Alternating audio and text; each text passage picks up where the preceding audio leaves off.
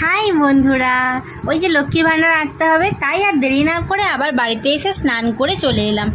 আর তারপর এসে দেখি এক সমস্যা, সাদা রং দিয়ে আলপনা করতে গেলে রংটা ফুটছে না, ফ্যাকাশে হয়ে যাচ্ছে।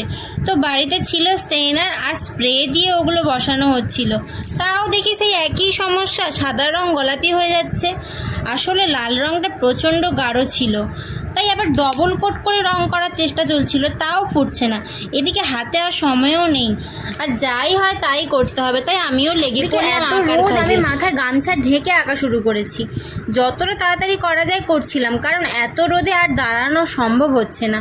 ওপরের অংশটা হয়ে গেছে, আর ভান্ডারের নিচের দিকটা একটু বাকি ছিল। ওটা ভ্যানের ওপর তুললে করা হতো, কারণ নিচের দিকে এতটা নেমে ঝুঁকে করা যাচ্ছিল না। আর এদিকে আমি দেখো ঘেমে পুরো স্নান হয়ে গেছি, আর আমার খুব খিদেও পেয়েছে, তাই যাই গিয়ে খেয়ে আসি। তো বন্ধুরা, তোমাদের এই ভান্ডারটা কেমন লাগলো জানিও।